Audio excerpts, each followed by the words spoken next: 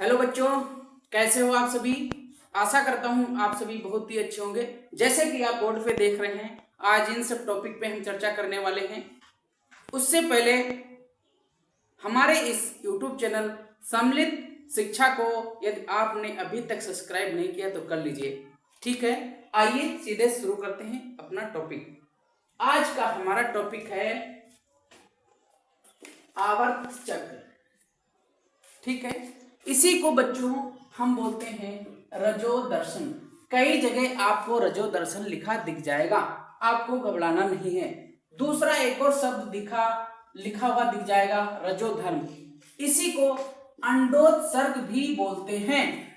ठीक है, इसी को मासिक स्राव भी बोलते हैं। इसके अलावा इसी को ऋतु स्राव चक्र भी बोलते हैं। एग्जामिनर आपको गुमराह करने के लिए इनमें से कोई एक शब्द दे देगा, तो आपको याद रखना है कि ये सब एक ही नाम है। इसको हिंदी में कहते हैं मेंस्ट्रुअल साइकिल या मंथली साइकिल। ठीक है, तो घबराना नहीं है, ये याद रखना है। क्या होता है आवर्त चक्र? इसमें क्या होता है कि अंडाशय तथा गर्भाशय भित्ति में, इससे पहले हम क्या बोलेंगे कि स्त्रियों में अंड जनन। ठीक है, पहली बात स्त्रियों में अंड जनन या फिर अंडाशयों तथा गर्भाशय भित्ति में विभिन्न परिवर्तनों की एक चक्रीय जनन श्रृंखला से संबंधित होता है। ठीक है, जिसे हम क्या नाम देते हैं? आवर्त चक्र या रजोधर्म या मंथली साइकिल या फिर मेंस्ट्रुअल साइकिल। ठीक है, एक बार फिर से रिपीट करता हूं, इसकी परिभाषा क्या देंगे आप? स्त्रियों में अंड जनन, अंडाशय तथा गर्भाशय भित्ति में विभिन्न परिवर्तनों की एक चक्रीय जनन श्रृंखला से संबंधित होता है, जिसे हम मेंस्ट्रुअल साइकिल या मंथली साइकिल का नाम देते हैं। अब सबसे ज्यादा इंपॉर्टेंट बात क्या है? ये साइकिल 5 दिन की चलती है, मतलब कि जैसे ये लगभग 5 दिनों तक साइकिल रहता है और ये हर चक्र सामान्यतः 24 से 35 दिन का होता है। कई जगह आपको कम से कम 20 दिन और अधिकतम 45 दिन लिखा हुआ मिल जाएगा, लेकिन इसकी औसतन बात करें तो ये 28 दिन का होता है। ये याद रखना है आपको।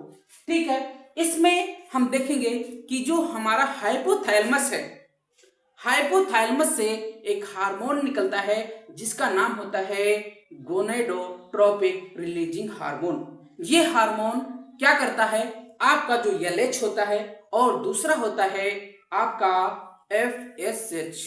ठीक है, फोलिकल स्टिमुलेटिंग हार्मोन और ल्यूटिनाइजिंग हार्मोन, इनको नियंत्रण करता है कौन? पिट्यूटरी, अग्र पिट्यूटरी ग्लैंड। ठीक है, और इन देखिए ये जो चक्र होता है आवर्त चक्र, इसमें सबसे ज्यादा जो इंपॉर्टेंट हार्मोन होते हैं वो होता है आपका एस्ट्रोजन और प्रोजेस्टेरोन। ठीक है, और इन दोनों हार्मोन को नियंत्रित कौन करता है? एक तो LH करता है आपका और दूसरा FSH करता है। ठीक है, अगर इस चक्र की बात करें तो इस चक्र में 3 प्रावस्थाएं होती हैं। एक तो रजोस्राव होता है, ये फर्स्ट प्रावस्था होती है, और दूसरी होती है पूर्व अंडोत्सर्ग प्रावस्था। ठीक है, ये द्वितीय अवस्था होती है, और ये जो पश्च अंडोत्सर्ग अवस्था होती है ये लास्ट यानी तृतीय अवस्था होती है। तृतीय यानी तीसरी प्रावस्था होती है। ठीक है, रजोस्राव जो होता है इसमें लगभग 50 से 150 ml ब्लड का स्राव होता है, जिसमें आपका क्या होता है? ऊतक द्रव्य होता है और श्लेष्म कोशिकाएं या गर्भाशयी कोशिकाएं होती हैं। ठीक है, और ये मिनिमम 5 दिन की अवस्था होती है। ये जो रजोस्राव की प्रावस्था होती ये 5 दिन तक चलती है, और हमने पहले ही बता रखा आपको 50 से 150 ml लगभग ब्लड इसमें स्रावित होता है।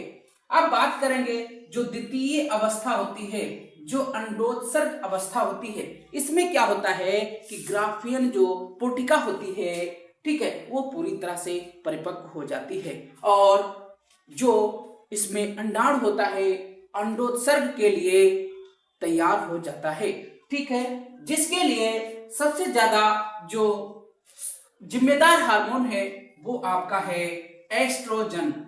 एस्ट्रोजन हार्मोन होता है ये, और ये अवस्था आपकी 13वें से 14वें दिन की होती है। इसमें अंडोत्सर्ग जो अंडाणु होता है वो रिलीज होता है, ठीक है। इसमें जो महिला होती, स्त्री होती, उसका शरीर का टेम्परेचर भी नॉर्मल हो जाता है, कम हो जाता है, ठीक है। और जो इसमें ये जो ग्राफियन पुटिका होती है, इसकी जो परिपक्वन के लिए कोई जिम्मेदार होता है तो आपका FSH हार्मोन होता है, यही इसको नियंत्रित करता है, ठीक है। अब लास्ट में बात करेंगे हम पश्च अंडोत्सर्ग अवस्था की, ठीक है। ये अवस्था आपकी 15वें से शुरू होती है और 28वें दिन तक रहती है, ठीक है। इसमें क्या होता है, जो एस्ट्रोजन होता है इसका जो स्रावण होता है कब से कम हो जाता है और जो आपका प्रोजेस्टेरॉन हार्मोन होता है इसमें सबसे ज्यादा स्रावित होता है, ठीक है। इसमें होता क्या है कि जो कार्पस ल्यूटियम होती है ये सक्रिय बनी रहती है और ये क्या होता है, ये फिर से बन जाती है और ये जो अवस्था है ये 15वें से लगभग 28 के आसपास चलती है। इसके बाद क्या होता है कि कुछ समय बाद, ठीक है,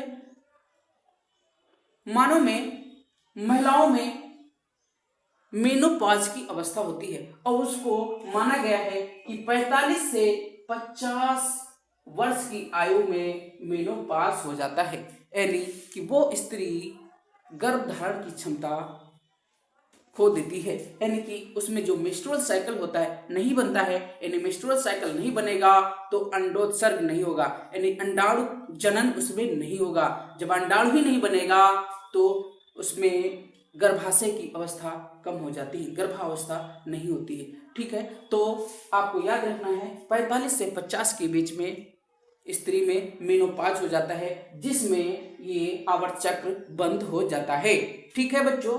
ये थे कुछ शब्द जो आपके लिए लेकर आया था, ठीक है। आप कमेंट करके बताइए आपको ये कॉन्सेप्ट कैसा लगा, ठीक है।